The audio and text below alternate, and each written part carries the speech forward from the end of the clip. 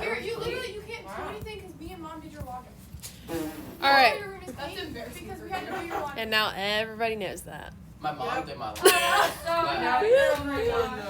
I also like. All right. We are starting. Got it. Use the remainder theorem to find the remainder when f of x is divided by x minus k. So, These are still examples, right?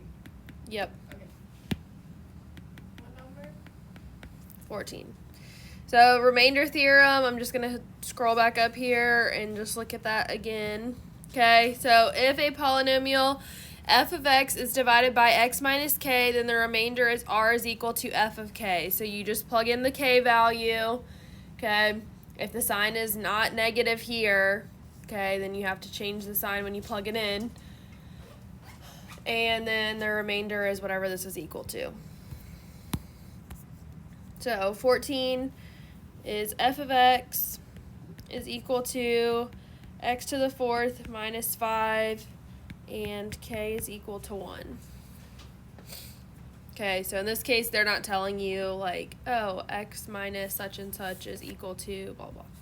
Okay, they're just telling you k is 1, so we're literally just plugging it in, and whatever the answer is our remainder.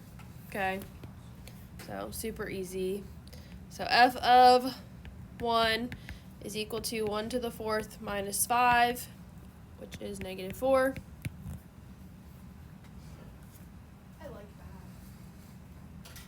It's pretty satisfying. And the only reason why I did my laundry is because I was out of town. Alright. So we're still talking about those. If you're gonna keep on talking, I'm gonna keep on spelling. All right, 18.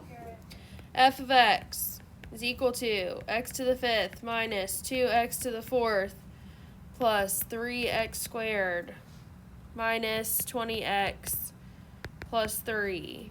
And we're told that k is equal to negative 1. You like this one, Arian? No. But F it's of- still, wait, yes, it's negative 1, so it'll be fine. F of negative 1, so negative 1 to the fifth minus 2 times negative 1 to the fourth plus 3 times negative 1 squared minus 20 times negative 1 plus 3. I would greatly recommend you use parentheses with that negative 1, okay, or if the number is negative in general, just because you don't want to forget what sign you have and then throw your problem off over a sign. So negative 1 to the fifth is just negative 1. Negative 1 to the fourth becomes positive 1. Okay, times negative 2, so it's going to be minus 2. Negative 1 squared is becoming positive 1 times 3 is positive 3, so plus 3. Negative 20 times negative 1 is positive 20, and then plus 3. So negative 1 minus 2 is negative 3 plus 3, so that goes away. And then we're left to 20 plus 3, which is 23.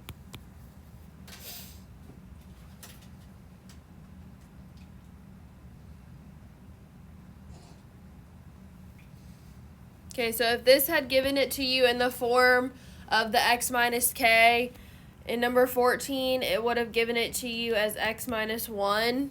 But in 18, it would have given it to you as x plus 1. Okay, so the formula is x minus k. So since this was positive, that means that it was just the minus sign. Since this was negative, it had to have been positive here. Okay, so just so you see it, because we're going to move into other problems where it gives it to you differently. So. All right, so then the next one's use the factor theorem to determine whether the polynomial is a factor of the second polynomial. So I'm going to go back up and look at the factor theorem just to review.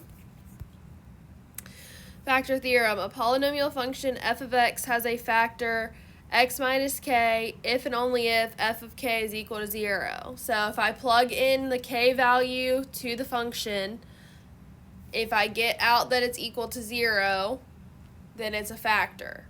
If it's not equal to 0, it's not a factor. Okay, so the answers for these are yes or no answers, but you need to show why. If you just tell me yes or no, I'm marking it wrong, regardless if you're right or not. Okay.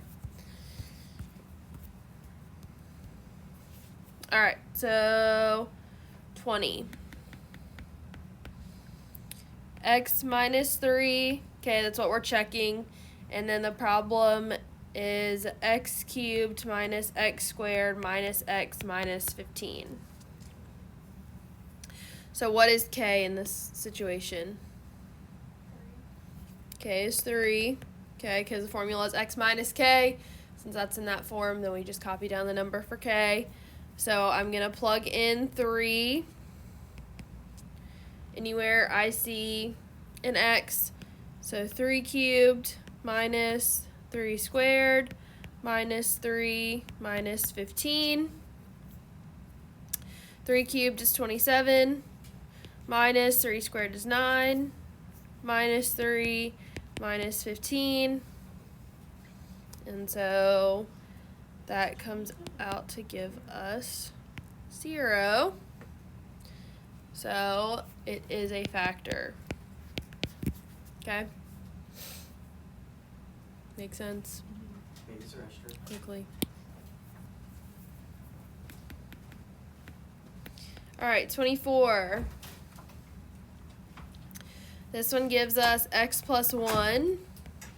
And then the problem, 2x to the 10th minus x to the 9th plus x to the 8th plus x to the 7th plus 2x to the 6th minus 3. Think the worst one. Or Any negative other one, but number, whatever. I'd probably start crying. Alright, so what is k? Negative one. K is negative 1.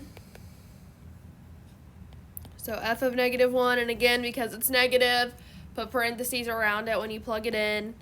So 2 times negative 1 to the 10th minus negative 1 to the 9th plus negative 1 to the 8th plus negative 1 to the 7th plus, why is my thing frozen? 2 times negative 1 to the 6th minus 3. So negative 1 to the 10th is going to give us a positive 1, so times 2 is just 2. Negative 1 to the 9th is going to stay negative 1, but there's a negative in front, so it's going to become positive 1. Negative 1 to the 8th is going to become positive, so plus 1. Negative 1 to the 7th is going to stay negative 1. Negative 1 to the 6th is going to become positive, times 2, so plus 2. And then minus 3. So 2 plus 1 is 3, plus 1 is 4, minus 1 is 3, plus 2 is 5, minus 3 is 2. So is that a factor? No.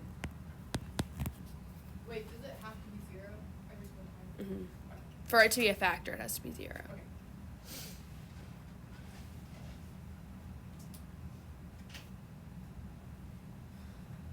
And on the flip side, if you're told that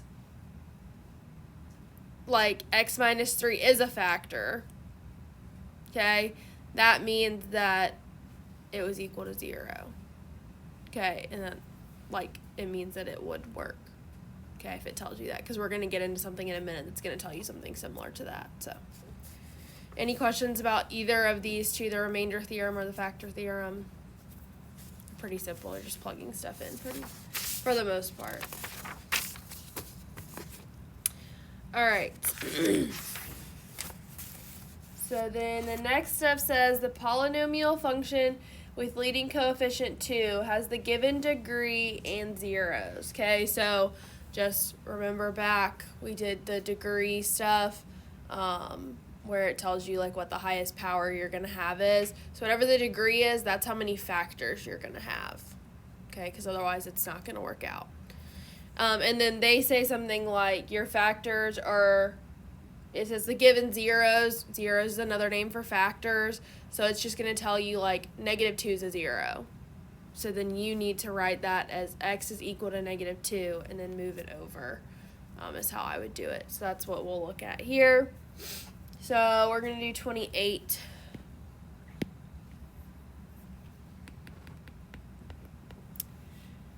So we have degree 3. Okay, so I should have 3 zeros with -1, 3, and -5 as zeros.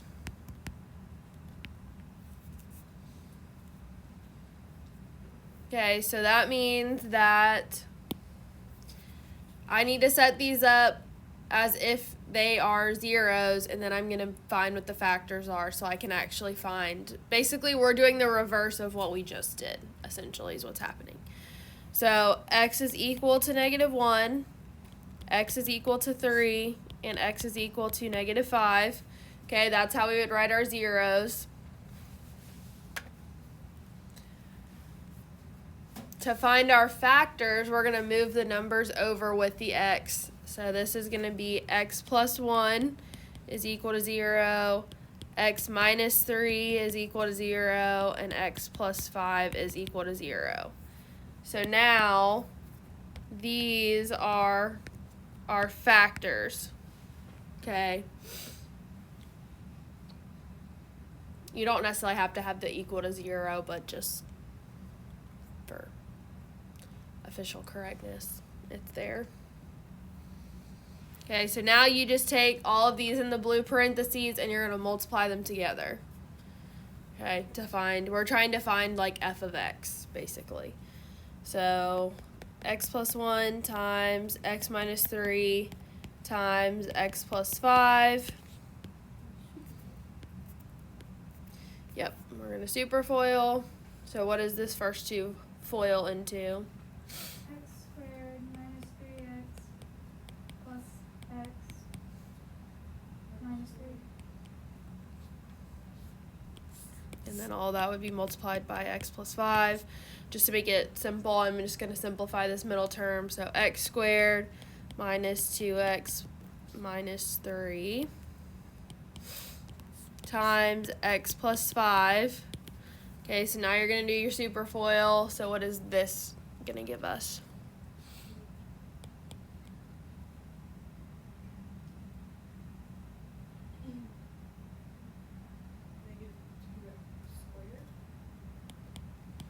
Minus 3x plus 5x squared minus 10x minus 15. And then we're just going to combine like terms. So x cubed plus 3x squared minus 13x minus 15.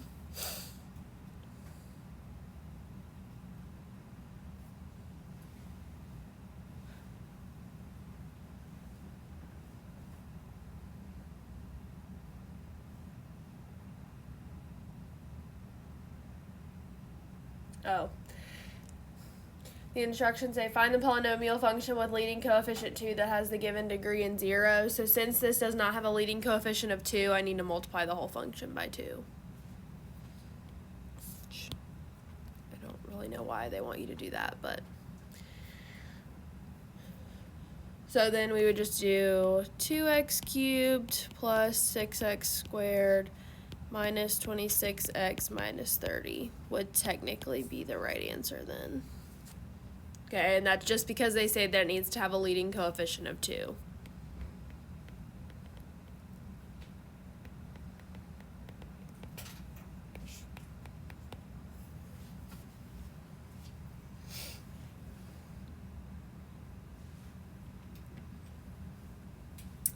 Let's see.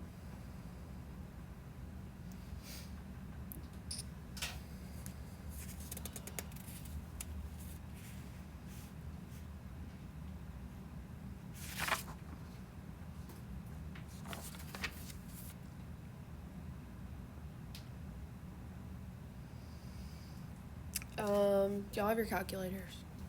Okay, we're gonna need them in just a second. I have it. I still have no idea. I think. Yeah, it turned on. That's progress. Just kidding. Your battery is low. Charging your battery is All right. So 34. Do we need a lot of space for this one? Sort of. Like more than we just. Maybe a tiny bit more, but probably about the same.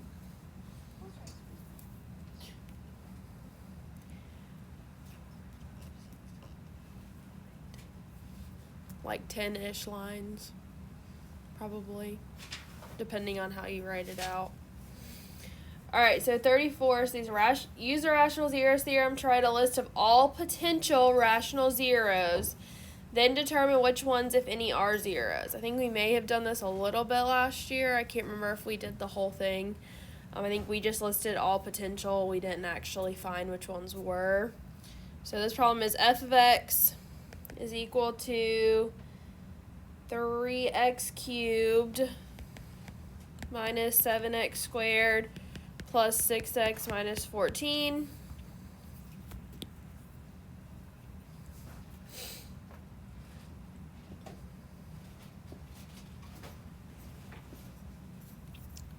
I'm going to go back up to, I think we wrote down the rational zeros theorem. Okay, so basically what's written in orange here was a whole lot of words to basically say that we're trying to, well, we're going to find all possible zeros with this, where p is the number that is the constant coefficient, so the number at the end that doesn't have a variable with it, and q is the leading coefficient, okay, the one that is on the highest powered thing. Okay, and we're going to write them as p over q, and then we're going to find all possible, and then we're going to use our calculator to find which ones we think might work, and we're going to use synthetic division to check them. Okay, so I know it's a lot, so we're going to do a couple of these. Okay, so it is the factors of, this is p, this is q, because the theorem says that.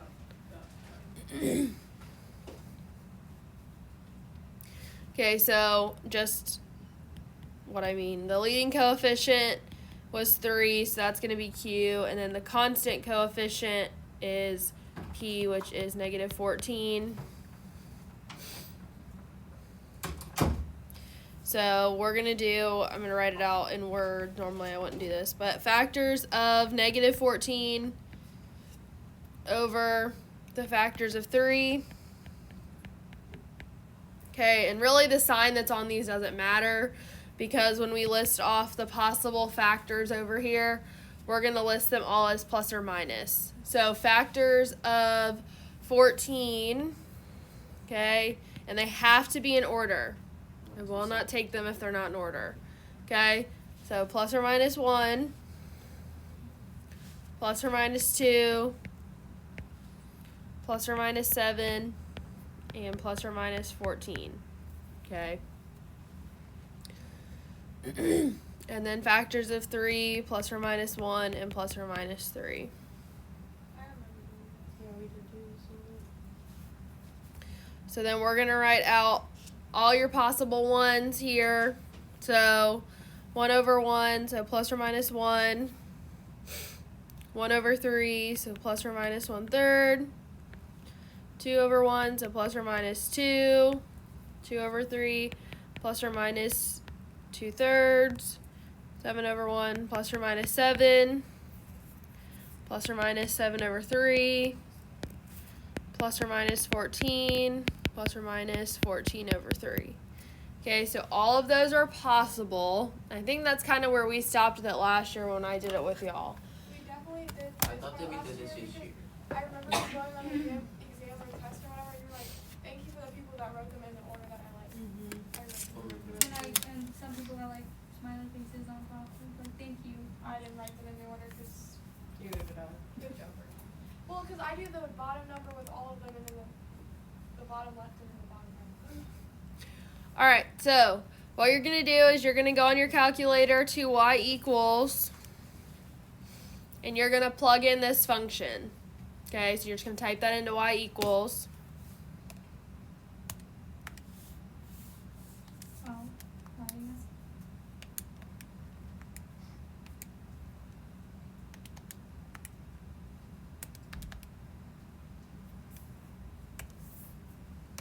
And you're going to use Zoom standard, so once you have it typed in, hit Zoom and then the number 6.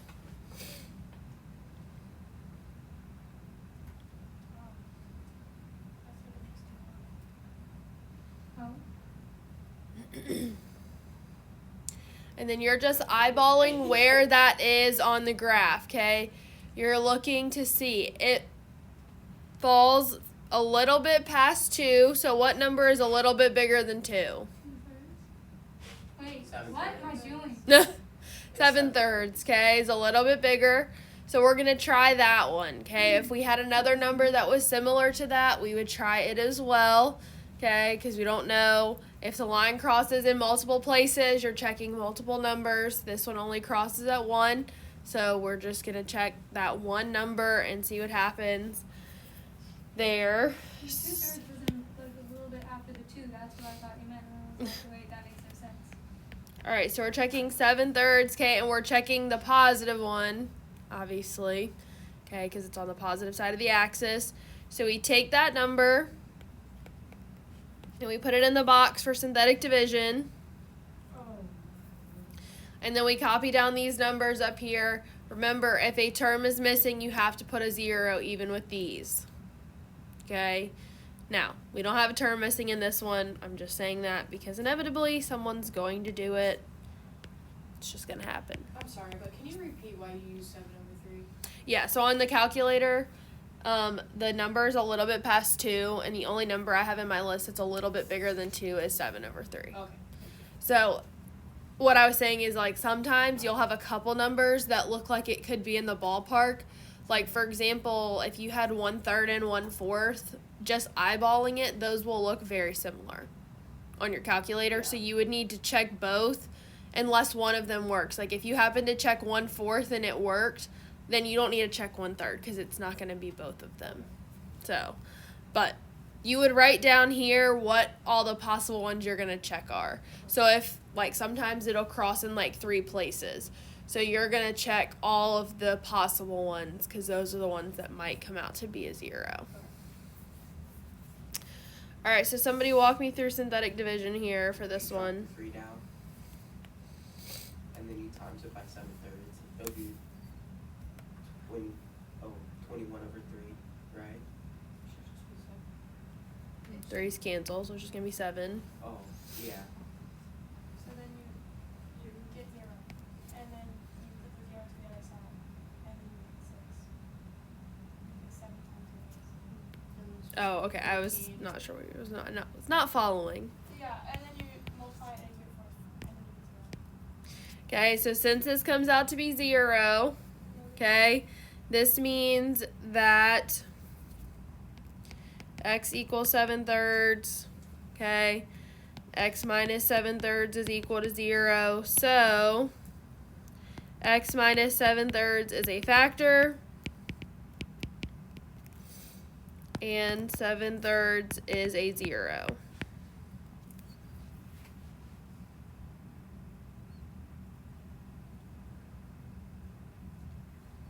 Okay, so that one actually does come out to be a 0. This is ultimately what it's asking you for, is which ones are actually zeros. And there was one problem one time, you had to check like 10 different numbers because it wasn't super obvious what it was, and it was very irritating. Do you mind, like, when we're doing these problems, if it's like an improper fraction like near it, we write the proper fraction so we can like see what the number is. Like for 7/3, I didn't really see it at first because it's 7/3 and not 2 1/3. Does that make sense? That's fine, but when you write your list for me, I want them this way. Yeah. Yeah. Just like if I put it under it as like 2 1/3. You don't care. Yeah, that's fine. I can't think that way. I need to do improper fractions. I've just gotten so I don't know used to why my improper mind can't do fractions. that. I just I Yeah. can't. The other, somebody gave me a mixed number on their test one time, Yeah, and I I was sitting there and I was like, I had it down as improper, and I was like, how do you change a mixed number into Yeah, a, you like, don't- I literally, just because I haven't done it in so Yeah. long, because I just leave everything 'Cause improper. You usually can't do mixed numbers as your answer, like in other math Yeah. classes. So I was didn't do like, it. I don't know. All right, we're gonna set up 36, but we're not gonna check them. Actually, I'm gonna have you guys on your paper find all the possible zeros for this one, and then I'm not gonna check them all with synthetic. We'll put it in the calculator and see which ones we think might work. But then if y'all want to go back and check it later, you can. I just am not gonna take time because this one has multiple. So I'm not going to take time to do them all right now because we have 2 more problems we need to do after that. So take a minute on your paper and find all possible zeros.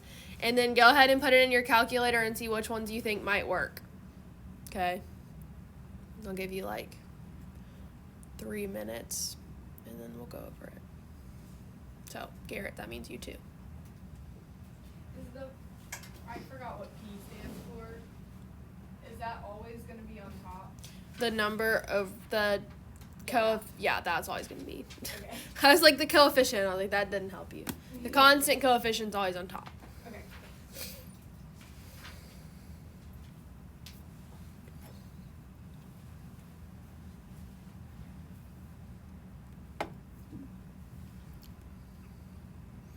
Oh, this is lovely.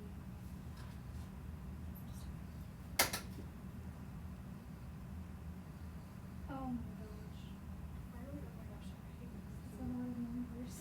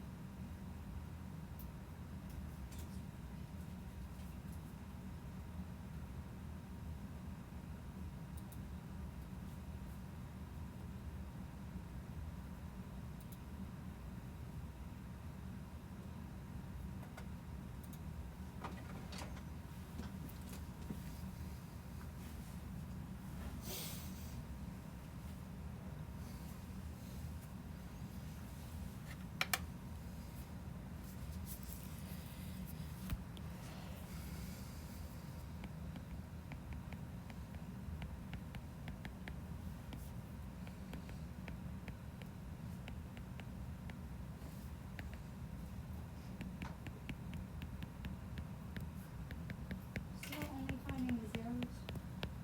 I mean the list of things? Yeah, find the list of all the possible ones and then graph it on your calculator and see which ones you think might actually be. And you don't repeat them, right?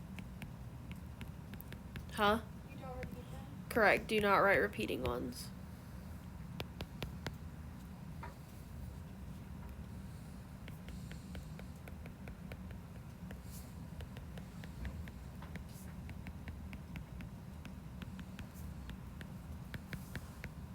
This is a really stupid question, but if it's like 2 over 2, that's obviously 1. Is that what she's talking about? Repeating? Yeah, right. Don't, yeah.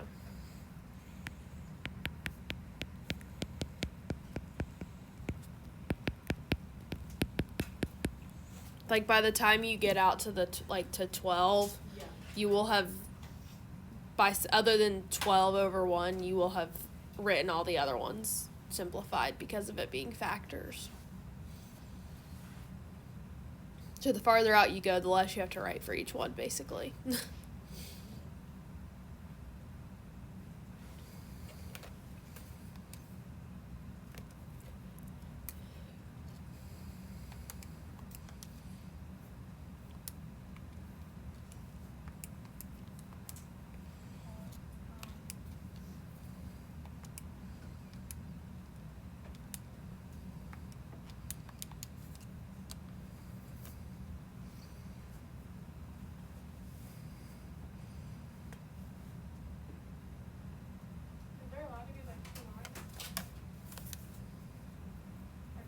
Yeah.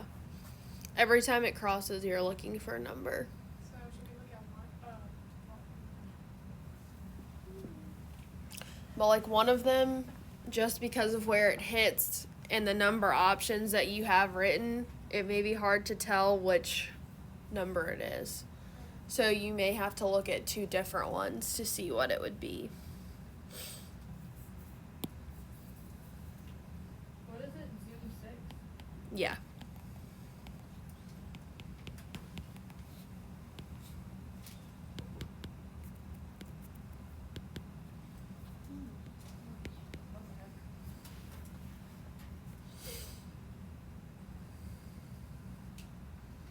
How many should we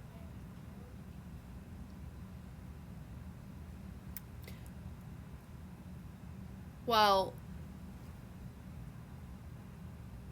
there are only two that will work.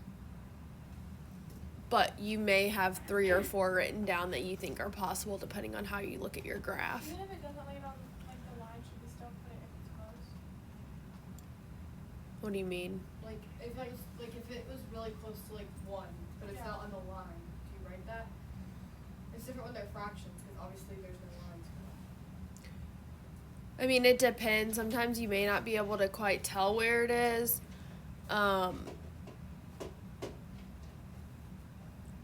If you have a fraction option and it doesn't look like it's hitting the line, then you should look at that. But usually, like, you'll see it in a second. I wrote out all the ones that I thought maybe it could hit. But then, before we're done, I'll tell you which ones actually work. And then if you want to go back and check them later, you can. All right, so which ones did we think might work? Plus or minus 3 over 2 and plus or minus 1. Okay, so you had 4 potential options.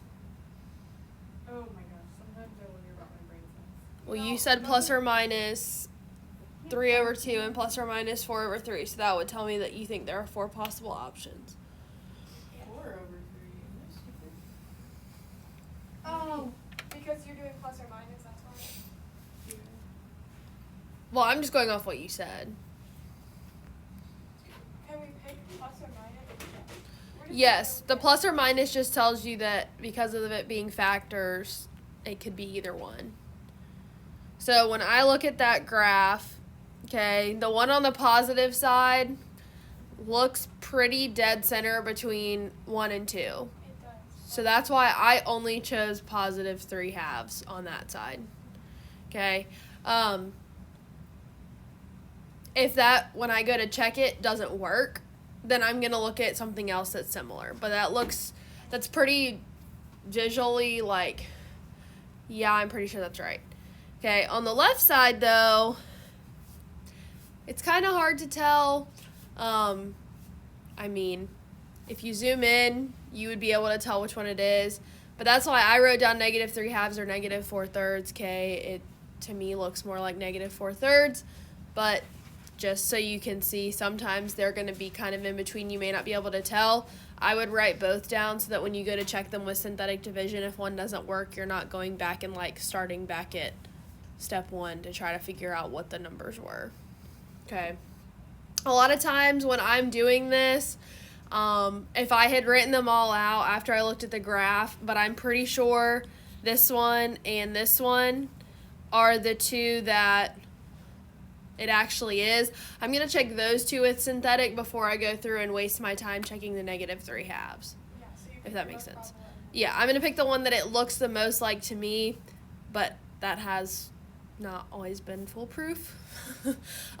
Which is why I say go ahead and write down all the ones you think it could be, just from visually looking at it. But I will tell you that these 2 are the 2 that would work. So if you go to check it with synthetic on your own later, if you want to do that, those would be the answers for those.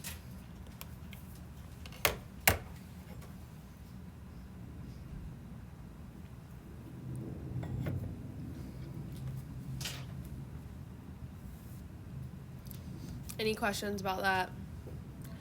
We're okay with synthetic division. We're getting ready to do a little bit more with it, but I was just, yeah.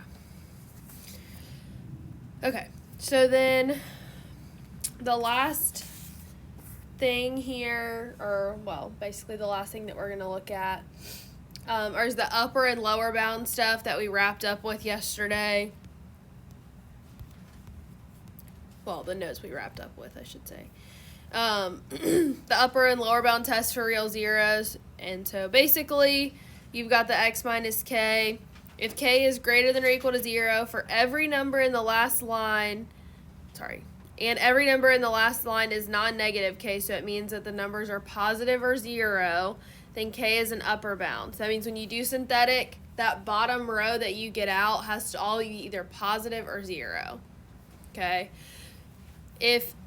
For it to be an upper bound. If k is less than 0, and the numbers in the last line are alternately non-negative and non-positive, okay, so every other could be 0, or as long as it's non-negative or non-positive, that's why it says that. That's why it's written that way and not saying alternating positive and negative, because 0 is not either one. Then k is a lower bound for all the real zeros of f. So 37 through 40 say use synthetic division to prove that the number k is an upper bound for the real zeros of the function, and then 41 through 44 say to prove, same thing, but prove that it's a lower bound. So we're going to do one upper bound and one lower bound. So number 40, we're given k is equal to 3. K meaning that's the number that's getting plugged in. And then f of x is equal to 4x to the 4th minus 6x cubed minus 7x squared plus 9x plus 2. So we're going to do synthetic. 3's going in the top corner. It's apparently having a mind of its own. What's happening? Just 1 second. Okay. Alright, so then we're copying down the numbers. Still with this. Okay, I'm saying it over and over again because inevitably somebody's going to forget. If a number is missing, we put a 0. This one's not missing anything, so you can just copy them down. 4, negative 6, negative 7, 9, and 2. So bring the 4 down. 3 times 4 is 12. Minus 6 is 6. Times 3 is 18. Minus 7 is 11. Times 3 is 33. Plus 9 is 42. Times 3 is, what is that, 126? And then plus 2 is 128. Okay, so, okay, like what it said in the notes that we looked at, okay, they are all non-negative. Okay, k was greater than 0, and they were all non-negative. Okay, meaning either positive or 0. So, 3 is an upper bound.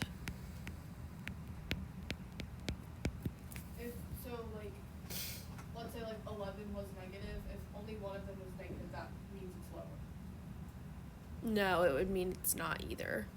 Oh. Because what you're going to see with the other one is that it's going to have to alternate. It's going to be positive, negative, or a 0 is going to be in there somewhere, or negative, positive. They have to be alternating for it to be lower.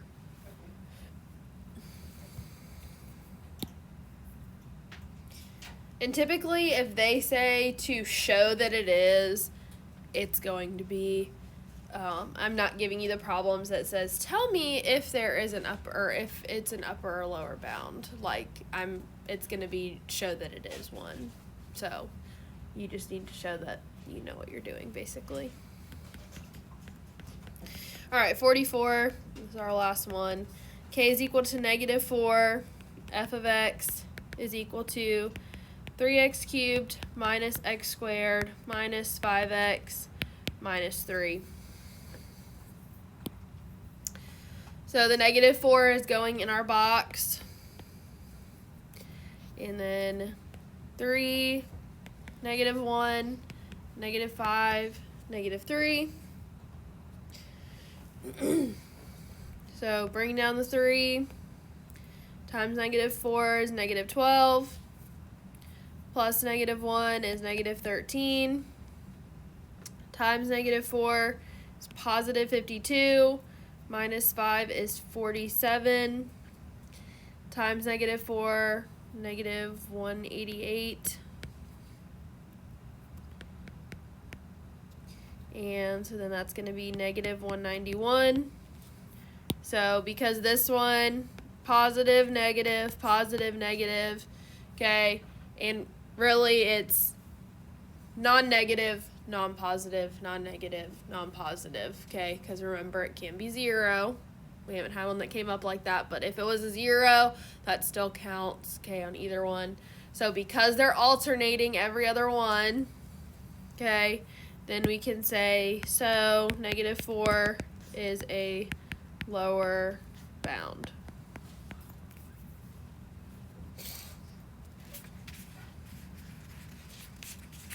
Make sense? Yeah.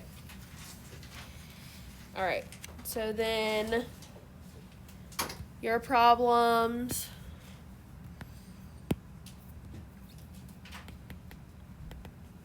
That you need to do for tomorrow: 7, 9, 13, 17, 19, 21, 27, 35, 39, and 41. And actually, here's what I'll do. Tomorrow, we're going to look at notes for the next section. Let me see how long they are. If they're not going to take the whole time, I'll give you the end of class tomorrow to finish this, but it's going to be due at the end of class.